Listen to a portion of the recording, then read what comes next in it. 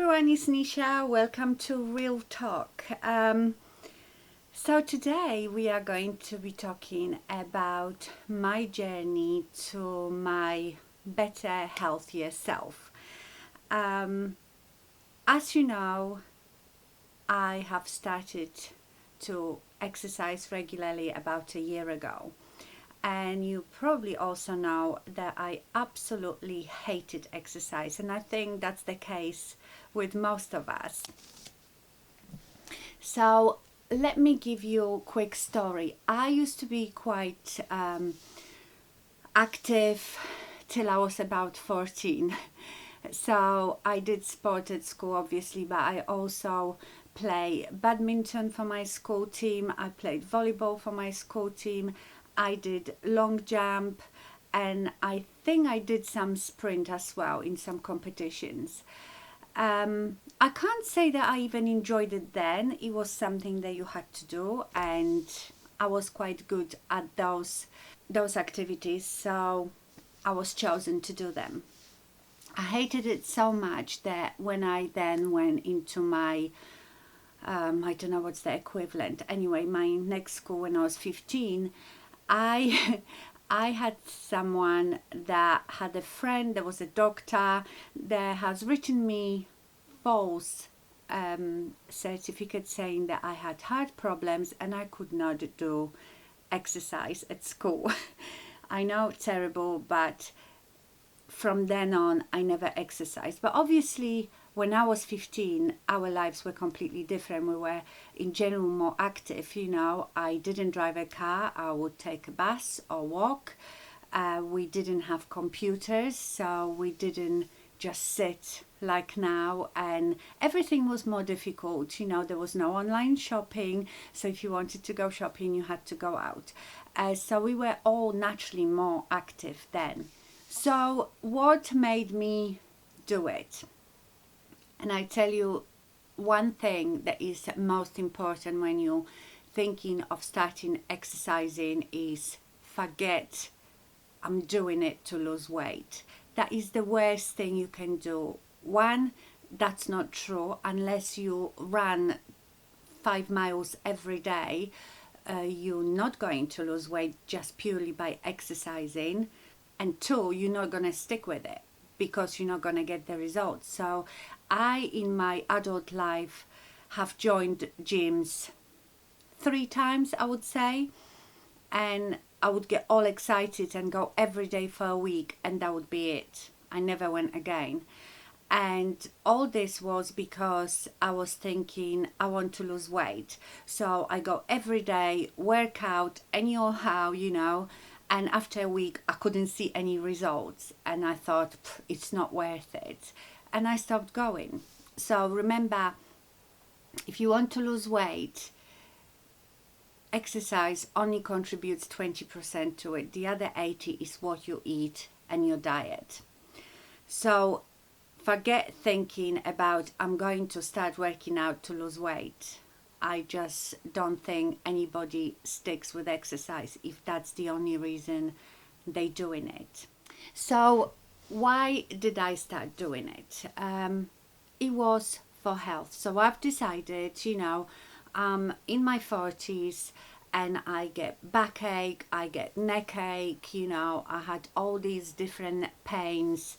I started getting really flabby. I've never been like obese or very overweight. I maybe was sometimes overweight by 5 pounds, 6 pounds, nothing huge. But as you get older, everything goes south, and you lose your muscle, and everything is like really wobbly and hanging. And I also thought, if I feel like achy and sometimes like an old person in my 40s, what am I going to be like in my 60s, for example? And what scares me the most when I get to old age and I'm, God willing, okay up here, but I can't move because I'm crippled by osteoporosis or just by loss of muscles, that would just kill me. And I also want to live long, healthy life. I love life, so I want to live it as healthy and as happy as I can. Now I give you a funny example, and it will sound a bit childish, but this is something that I used to do to stop my son biting his nails. He's always been biting his nails to nothing. He's quite excitable, anxious person, and if that was before his exams, or if he was even excited about something, he would just bite his nails. And we've done all sorts. We used to paint his nails with that horrible tasting thing. He just got used to the taste and he carried on doing it. But what I did, I said to him, right, Max, imagine that your fingers have feelings. They're like little people, and they help you in your life so much. You can do so much with your fingers. You would be useless without them.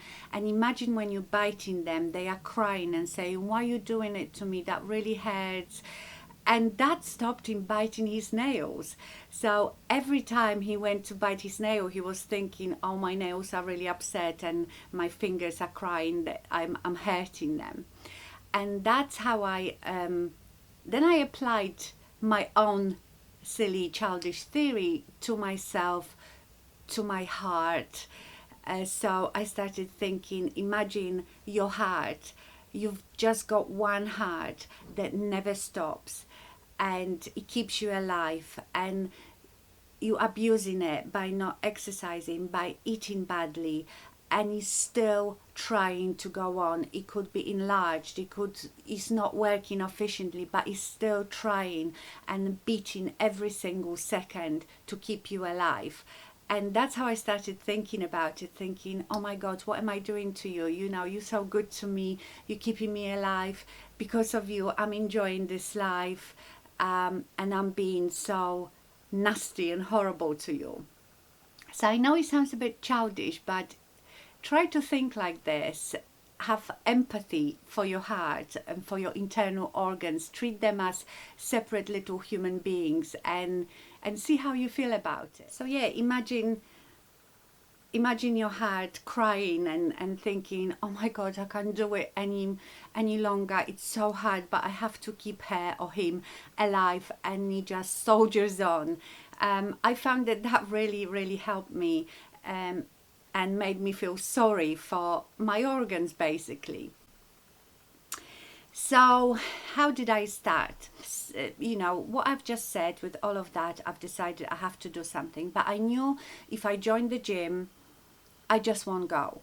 I am one of these people that I only feel motivated and give 100% to something that I really enjoy. If I don't, I know I won't do it. It will last a week. Also, you go to the gym and you don't know really what to do. So I got myself personal trainer. And this can be expensive, obviously. So I'm not saying all of you have to get a personal trainer. But what I would suggest is maybe try to save some money and have personal trainer just for a month, once a week, just purely to show you what you should be doing, how to do the exercises properly, because you could be doing 100 reps of one exercise, but if you're doing it wrong, it's not going to do anything, or you can even injure yourself. So if you could do that, then you could do the rest at home. Personal trainer will also give you a program, what you should be doing, and you don't need much equipment at all at home. I have a mat, like a quite squishy sort of yoga mat. I have a couple of dumbbells, 5 kilo dumbbells, and resistant bands. And I also have a little exercise bench, which my son bought second hand from some, I don't know, eBay or somewhere, that it didn't cost much at all. And that's all you need to do it at home. Also, I'm not saying that you should start full on like I did. Remember, just 30 minutes a day will improve your health significantly. So, and you don't have to do it in one go, the 30 minutes. Do 3 times 10 minutes, something that just gets you out of breath, that you find difficult to speak, but you can still sing. If you can't sing, lower it down. So for example, just walk. If you are very unfit, just walk up and down the stairs for 10 minutes. You know, if that's boring, you like music. I have a pair of Bluetooth headphones that I play music from my phone, and I can do that. Dance. I love dancing. So if I'm, for example, cleaning my house, put my headphones on, put music on, and while I'm cleaning, I have a little dance, and it gets me a bit out of breath. So you can start with things like that, or just go for a walk, go for a brisk walk around the block for 10 minutes, 3 times a day. Anything like this will improve your health significantly, but you have to be consistent. You can't do it just 1 week, then not do anything the next week. I think consistency is very, very important. It's more important than intensity. You know, if you just exercise really hard once a month, that's gonna do nothing. It's better take it slowly, but do it regularly. So that's little things that you can do at home. If you like me and can't motivate yourself, then unfortunately you need someone like personal trainer, or do it with a friend.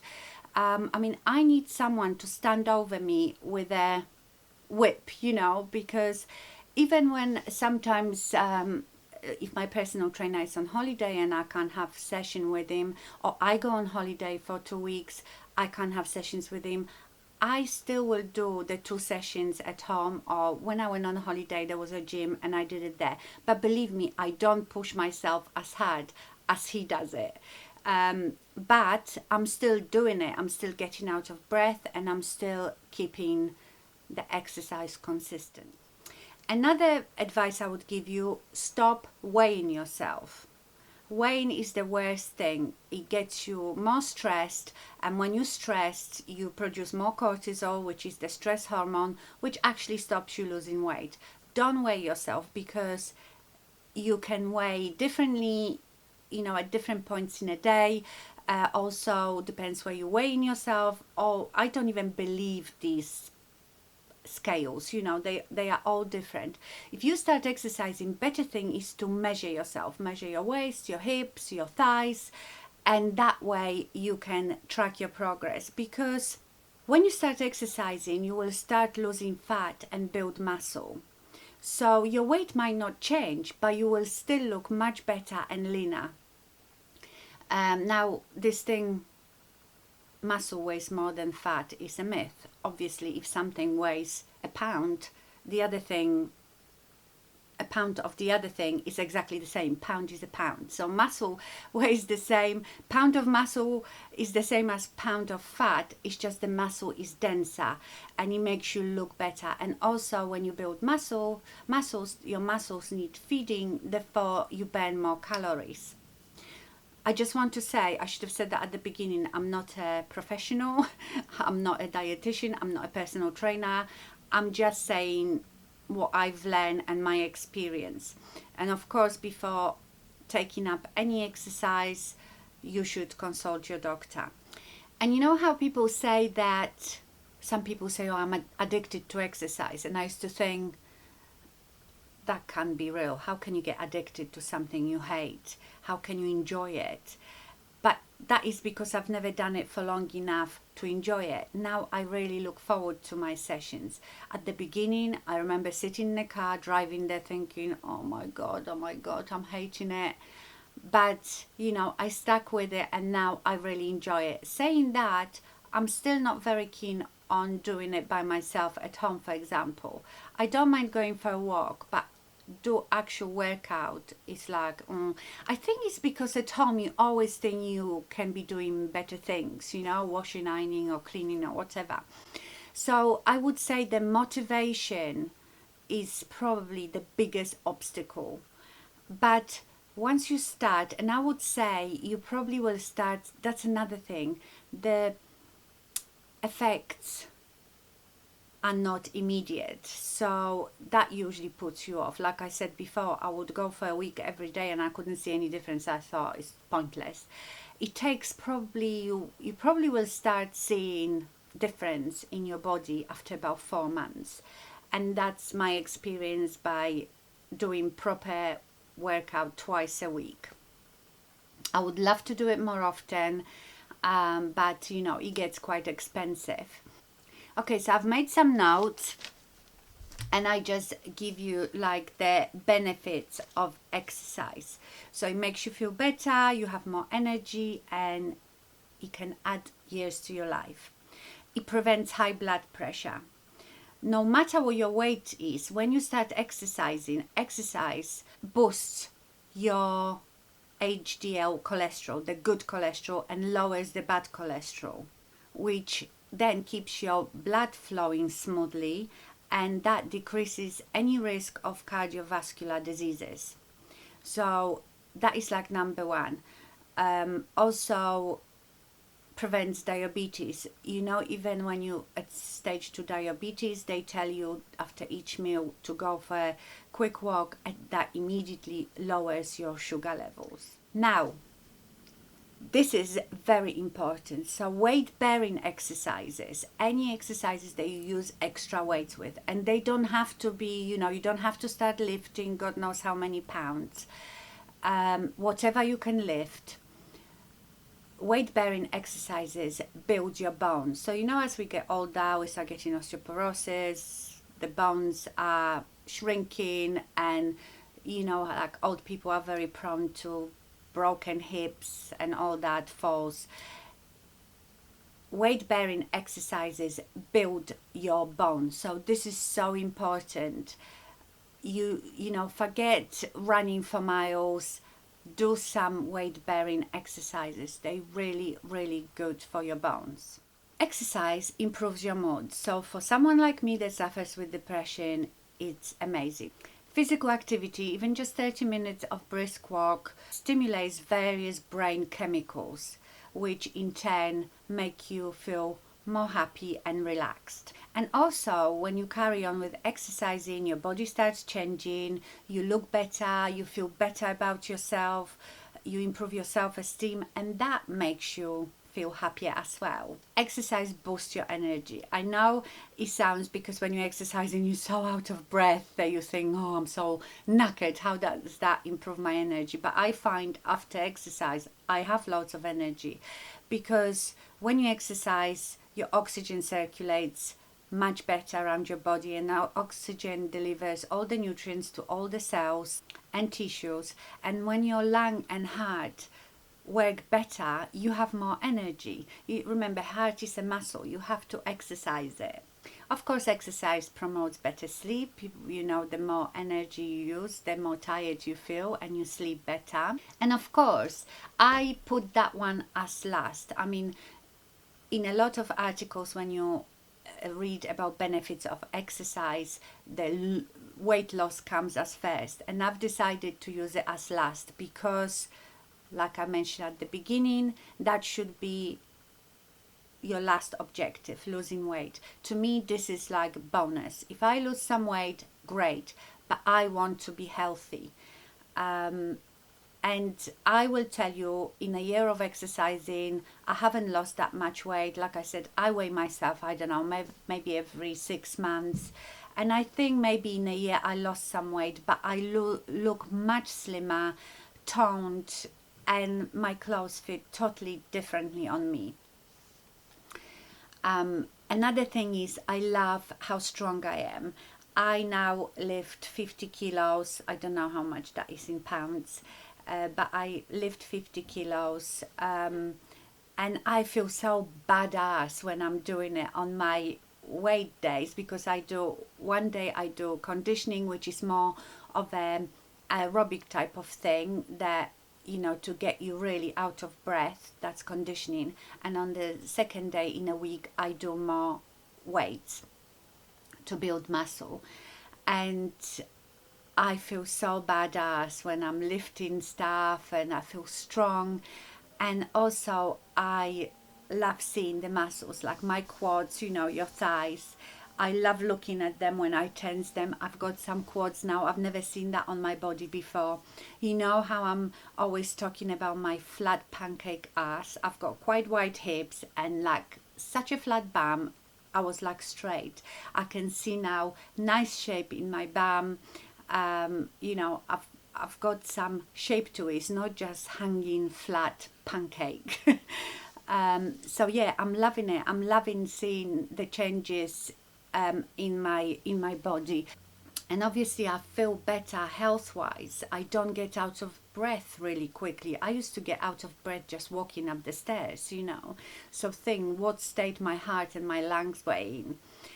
So yeah, once you start seeing and feeling those changes, it really makes you want to do it. I wish I started doing it 10-20 years ago, but you know what it's like when you are young, you think you are invincible, you're gonna live forever, nothing is gonna go wrong with your health, you look reasonably good because, you know, till you're 30, even if you don't exercise, you look good. But remember, it's never too late. I have friends that say to me, you know, my age or a bit older, oh, it's too late for me now, you know, I'm 50 something. It's never too late. You can start exercising at any age. Obviously, if you haven't done it for years, you are very overweight, you have to start slowly. But also, let me tell you, the more overweight you are, if you start exercising, the quicker you lose the weight, because it's almost like doing exercises with weights, because you're carrying that extra weight. So people that have more weight to lose it much quicker than people like me that maybe have just 10 pounds to lose, you know. Another thing I hear is people that have bad back say, I can't exercise because I have a bad back. And that's such a myth. You have a bad back because you haven't exercised and your core muscles are very weak, therefore don't support your back. Of course, you have to be careful if you already have quite bad back. That's why I would recommend, especially for people like this, to go to a personal trainer, because they are training that, they know what exercise you can do not to strain your back. I mean, I know with my personal trainer at the beginning, because my core muscles were so weak, some exercises that I was doing, because I wasn't using my core muscles, because I didn't have any, I probably was straining my back, and I would say I can feel it in my back, and you would straight away modify that exercise. But if you do it by yourself, you don't know what you're doing, so you can actually injure yourself. So I would really, really strongly recommend, you know, even if you can have 4 sessions, you know, one a week for a month, for them to show you what you should do, how you should do it, and then you can carry on with that at home. But if you're not into that, like I said, just 30 minutes every day, or even every other day, or even 3 times a week, anything that you can start doing will be so good for your health. So that's it about exercise. Now, a lot of you been asking me what I eat in a day, and you know me, I've tried different diets. I'm not good with diets, and I also think diets don't work. They only work while you're doing them, but they are usually so ridiculous. You always have to cut out whole group of foods that you can only stick to it for 30 days, say. And as soon as you stop that diet and go back to your normal eating, you put all the weight back on, and even more sometimes. I don't believe in depriving yourself as well, because I think if you deprive yourself for long enough, then you break one day and eat 3 times as much. Like, I love my bread, and I've cut out bread before. Yes, I lost some weight, but I couldn't sustain it because I cannot be without bread. I love it. So what I've been doing for, I don't know, maybe 3 months now, and that's after seeing this program about intermittent fasting. And again, it wasn't so much for losing weight, although losing weight is guaranteed on that. It was again for health benefits, because this type of, it's not even a diet, it's a pattern of eating, has proven health benefits. I will leave you a link to an article about it. There was a, I think, BBC very long program about it, and it's been proven by scientists that it's really good for your body. So what is intermittent fasting? It's a pattern where you cycle between periods of eating and periods of fasting. it's, to me, it's the easiest thing in the world. So there are different types. You can do 5-2, which means that you eat normally for 5 days, and 2 days in a week you only have something like 500 calories a day. I couldn't do that. Then they do 5-2, that they eat, for example, 2 days, then third day they eat nothing, then they eat another 2 days, and then the next day they eat nothing. I couldn't do that either. The best one that I found is the 16-8, which means you eat in a window of 8 hours and you fast for 16. But remember, half of that is when you're asleep, so you don't eat anyway. So how I do it, I have my last meal at 7 o'clock in the evening, and I don't eat anything till the next day at 11 o'clock in the morning. You can do it whenever, whatever way you like. You can have your last meal at 8 in the evening, then start eating at midday next day. So it depends when you prefer to eat, as long as you don't eat for 16 hours. For me, this is very easy because I'm not a breakfast eater. I don't like eating first thing in the morning. And you know, you might say, Nisha, but breakfast is the most important meal of the day. Well, that turns out to be rubbish. This is just a PR stunt by cereal companies that produce cereal. They want you to buy all these sugar-packed cereals. That's why they tell you you have to eat breakfast. If you think of our ancestors, they only ate whenever they caught something. They could not eat for days and they still lived. So like I said, and of course, when your fasting is over and you start eating, you can eat till you don't have to watch what you eat. Obviously within reason. I don't mean that when your fasting is over you should sit and stuff yourself with biscuits and chocolate, but eat normal portions. Make sure you are satisfied, that you're not hungry. You don't have to count calories, nothing, just eat as normal. So what I do, I tell you what I do on a day that I work out. So at 11 o'clock, I usually go to the gym at 2. So at 11 o'clock, I make myself a shake, and I do it in my NutriBullet. So I put a bit of frozen blueberries, then I put a scoop of oats, then scoop of my protein powder, teaspoon of peanut butter, and then fill it with coconut milk. You can do water or normal milk, whatever you prefer. And because the berries are frozen, that's why I put it in my NutriBullet. So, and also the oats, so it liquidizes it all. And I drink that. It's very satisfying, and I go to the gym. When I come back from the gym, that's when I have my carbs, because my muscles have used up all the sugar that I have in my body.